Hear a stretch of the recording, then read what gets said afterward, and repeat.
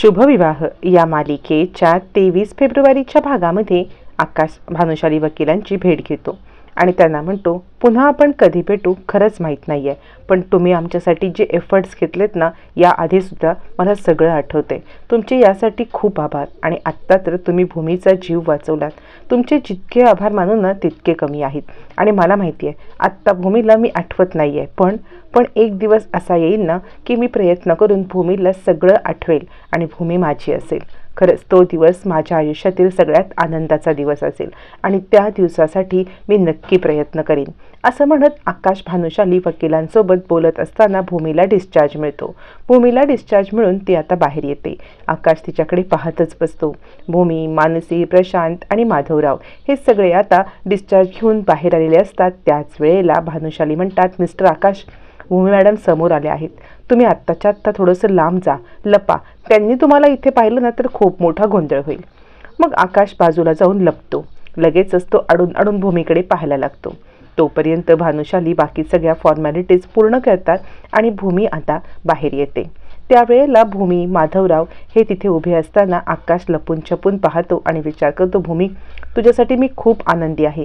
तू बरी झालीस, घरी चाललेस, पण मला विसरलीस तू.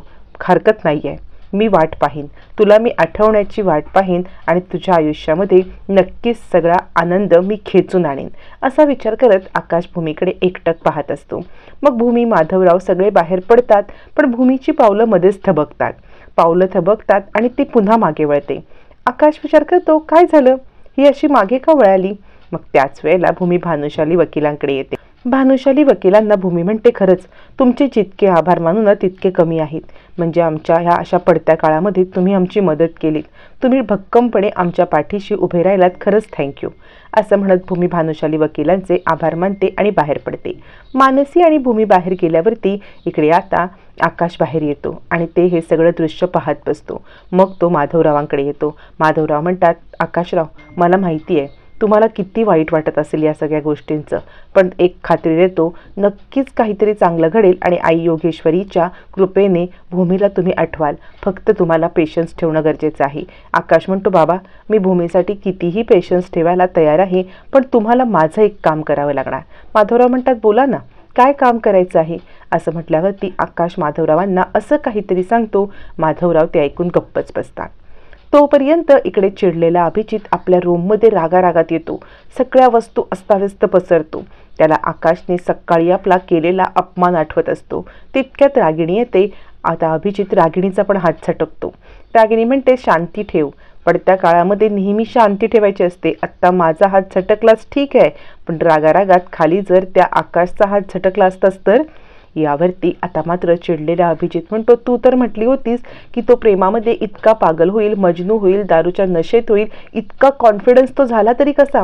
हा इतका कॉन्फिडन्स त्याच्यामध्ये आला तरी कुठून? यावरती रागिणी म्हणते, आजीची कृपा, आजीने मध्ये ढवळाढवळ केली. यावरती अभिजित म्हणतो, आजीने ढवळाढवळ केली? रागिणी सांगते, हो, तिने त्याला कॉन्फिडन्स दिलाय की नव्याने सगळं पुन्हा उभं कर, नव्याने भूमीला प्रेमात पाड. अभिजित म्हणतो, हे तुला कसं कळलं? यावरती रागिणी म्हणते, ती मला सांगायला आली होती फुशारक्या मारत की मी असं केलं म्हणून. यावरती अभिजित म्हणतो, मी जितका ह्या आकाशला डॉमिनेट करण्याचा प्रयत्न करतो तो इतका उलट माझ्यावरती उलटेल मला माहीत नव्हतं, पण आई हे तुझ्यामुळेच झालं. तो जेव्हा वेडा होता ना तेव्हा तूच मला म्हटलीस की त्याला दाबून ठेव, त्याच्यावरती अत्याचार कर, त्याच्या मनात तुझी भीती कायम ठेव, तुझ्यामुळे हे सगळं घडलं. रागिणी म्हणते, बोंबल, अजून मोठ्या मोठ्याने बोंबल, तू तर नजरेत आलायस, मी पण येईन, असं म्हणत रागिणी आणि आता अभिजित एकदम हतबल झालेले असतात. आकाशच्या वागण्यामुळे काय करावं काय करू नये त्यांना काहीच कळत नसतं. इतका बदललेला आकाश यांना एक्सपेक्टेडच नसतो. तोपर्यंत भूमी बाहेर येते. भूमी बाहेर आल्यावरती आता मात्र इकडे ती म्हणते, काय ग मनू, पौर्णिमा कुठे आहे? मला न्यायला नाही आली पौर्णिमा. तितक्यात पौर्णिमा येते आणि म्हणते, हे काय, मी आलेच की. अगं भूमिताई, तुझ्या औषधांचं वगैरे सगळं विचारण्यासाठी मी डॉक्टरांचे ते पाठी थांबले होते. तुझं औषध, खाणं पिणं, पथ्यपाणी हे सगळं विचारायला नको का? यावरती आता भूमी म्हणते, बघितलं का बाबा, म्हणजे घरातलं एक माणूस आजारी पडलं तर बाकीची माणसं किती मॅच्युअर होतात ना. आपली पौर्णिमाच बघा. माधवराव म्हणतात, हो हो. माधवरावांच्या बोलण्यामधला उपहास दिसून येत असतो. त्याच वेळेला भूमी म्हणते, बाबा, ही कार कुणाची? मग मात्र माधवराव अडचणीत येतात. त्यांना काही वेळापूर्वी घडलेल्या घटना आठवते. आकाशने सांगितलेलं असतं, बाबा आपली कार खाली आहे, त्या कारनेच भूमीला घरी घेऊन जा. माधवराव म्हणत असतात, आकाशराव अहो पण भूमीला सांगू काय? आकाश म्हणतो, हे बघा रिक्षेने जाऊन थंड वारा वगैरे भूमीला त्रास होईल, त्यामुळे नाही म्हणू नका, ती कार खाली आहे, त्या कारनेच जा. आता मात्र माधवराव विचार करतात, आकाशराव मला धर्मसंकटात टाकलं, ती यासाठी मी कार नको म्हणत होतो, आता काय उत्तर देऊ, अजून किती खोटं बोलू? असं म्हणत माधवराव काहीच बोलत नाहीत. तितक्यात आकाश ड्रायव्हर बनून येतो. माधवराव हे पाहतात. आकाश म्हणतो, मॅडम बसा ना. माधवराव विचार करतात, अरे बापरे, म्हणजे आकाशराव हे नव्हते म्हटले की ते स्वतः ड्रायव्हर बनून येतील, स्वतः ते ड्रायव्हर बनून आलेत. आता मात्र आकाश म्हणतो, भूमी मॅडम तुम्ही बसून घ्या ना.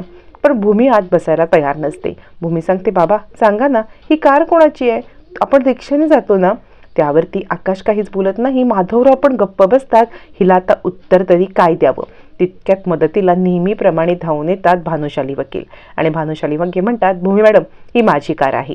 म्हणजे कसं आहे ना, मी कार घेऊनच इकडे आलो होतो ना, तर ही कार घेऊन आल्यामुळे तुम्हाला रिक्षेतून जाण्याचा त्रास होण्यापेक्षा हवेवरती तुम्ही कारमधून जा, मी जातो माझ्या घरी. भूमी म्हणते, नको, आम्ही खूप सामान्य माणसं होतो, आम्हाला आमच्या ह्या छोट्या छोट्या गरजा भागवण्यासाठी रिक्षा वगैरे असते, आम्ही रिक्षेने ट्रॅव्हल करतो. यावरती भानुशाली म्हणतात, हे बघा तुम्ही आत्ताच आजारातनं उठलायत की नाही, तुम्हाला असं रिक्षेतून जाण्याचा त्रास होईल, म्हणून माझी कार ऑलरेडी आहे, तर तुम्ही जा की यामधून. भूमी नकोच म्हणत असते. त्यावरती पौर्णिमा म्हणते, अगं भूमिताई ते इतकं म्हणतायत तर घे ना. आणि ती मनातल्या मनात विचार करते, या भूमिताईमुळे आता आम्हाला सुद्धा हे भिकेचे डोहाळे लागल्यासारखं वागायला लागणार आहे. त्यावरती भानुशाली म्हणतात, माधवराव तुम्ही तरी समजवा बरं तिला, तुमच्या म्हणण्याला मान देऊन तरी ती ऐकेल. तुम्ही तरी सांगा की रिक्षेतून जाण्यात त्रास आहे, कारने जा. मग आता माधवराव म्हणतात, अगं भूमी त्यांच्या शब्दाला मान दे की, ते इतकंच आपल्यासाठी करतायत, इतकं बोलतायत, इतकी काळजी दाखवतायत, तर तू असं का करतेस? तू या सगळ्यामध्ये त्यांच्या शब्दाला मान दे आणि आता त्यांच्या कारमधून जायला तयार हो. आता मात्र भूमीचा नाईलाज होतो. माधवरावांचा शब्द कसा मोडायचा? बाबा सांगतायत ना, मग ऐकायलाच पाहिजे, असं म्हणत ती गुणी मुलगी आता कारमध्ये बसते. त्यावेळेला आकाश कारचा दरवाजा उघडतो. भूमीला काहीतरी वेगळं जाणवतं. आपल्याला अवतीभोवती काहीतरी वेगळं जाणवतंय, वेगळा भास होतोय हे जाणवत असतं, पण काय होतंय हे मात्र कळत नसतं. मग फायनली भानुशाली खूप खुश होतात, कारण भूमी कारमध्ये बसते. आता मात्र आकाश ड्राईव्ह करतो, बाजूला माधवराव आणि मागे आता सगळेजण बसून चाललेले असताना इकडे भूमी सांगत असते, किती गोष्टी बदलल्यात ना, म्हणजे वर्षभरामध्ये सगळं बदललंय, मला तर काही ओळखूच येत नाहीये. त्यावरती आकाश मनातल्या मनात विचार करतो, हो गोष्टी तर बदलल्यात आणि माणसांना पण तू विसरलेली आहेस, तुझ्यासाठी माणसं पण बदललेत, असा मनातल्या मनात विचार करत आकाश भूमीला आता सोडत असतो. तोपर्यंत इकडे आता भूमीला चहाची टपरी दिसते आणि भूमी म्हणते, वाव चहाची टपरी. आणि मग आकाश गाडी स्लो करतो, जवळजवळ थांबवतो आणि त्याला त्याचे आणि भूमीचे गोड क्षण आठवतात. चहाच्या टपरीवरती फुंकून फुंकून प्यायलेला चहा आठवतो. त्यावरती भूमी म्हणते, तुम्ही काय थांबवलीत गाडी, चला जाऊया. त्यावरती आकाश विचार करतो, मला वाटलं होतं भूमी की तुला कदाचित आपल्या दोघांच्या मधले हे गोड क्षण आठवले असतील, पण भूमीला काही ते आठवत नसतं. मग भूमी सांगते, थांबू नका, चला आपल्याला घरी जायचं आहे, घरी आई वाट पाहत असेल. असं म्हणत भूमी कार न्यायला सांगते घराच्या दिशेने, पण तिचं घर तर मागच्या साईडला पडतं. मग भूमी सांगते, आपलं घर बाबा इकडे आहे ना, तुम्ही इकडे कुठे चाललात? मग मात्र माधवराव सांगतात, हे बघ भूमी, डॉक्टरांनी काय सांगितलंय, जास्त प्रश्न विचारायचे नाहीयेत आणि तू आता किती प्रश्न विचारतेस? यावरती मानसी म्हणते, आज पहिल्यांदा बाबांनी भूमीला दटावलंय, म्हणजे भूमिताईला बाबा कधी ओरडत नाहीत, आज चक्क दटावलंय. त्यावरती आता मात्र भूमी गप्पा बसते, पण माधवराव विचार करतात, भूमी दटावण्याशिवाय माझ्याकडे कोणता पर्याय नाही आहे ग, तुला काय प्रश्नांची उत्तरं देऊ, काय सांगू, मला खरंच कळत नाहीये. फायनली आता मात्र भानुशाली वकिलांच्या घरी, ज्या घरी माधवराव आणि आता नीलांबरी राहत असते, त्या घरी भूमीला आणलं जातं, कारण त्यांचं घर रागिणीने जप्ती आणलेली असते, रागिणीने त्यांचं घर आधी बंद करून टाकलेलं असतं. मग आता भूमी घरा येते. घरी आल्यावरती आता मात्र आकाश दार उघडतो. दार उघडल्यावरती भूमी सांगते, प्लीज तुम्ही असं करू नका ना, तुम्ही का दार उघडताय? आकाश म्हणतो, ती माझी ड्युटी आहे. भूमी सांगते, नाही, तुमची ड्युटी फक्त कार चालवण्याची आहे. हे असं दार वगैरे उघडून ना मला ऑकवर्ड होतं, आम्हाला ह्या अशा सवयी नाही आहेत आणि तुम्ही तरी हे काम का करणार? तुमची ड्युटी फक्त कार चालवण्याची आहे, तर फक्त कारच चालवा तुम्ही, असं माझ्यासाठी दार उघडू नका, असं म्हणत भूमी आता आकाशला समजावते. फायनली भूमी घरी येते. नीलांबरी आरतीचं ताट घेऊन येते. त्याच वेळेला भूमी सांगते, बाबा अहो हे तर आपलं घर नाहीये, आपलं घर कुठे आहे आणि आपण इथे का राहतोय?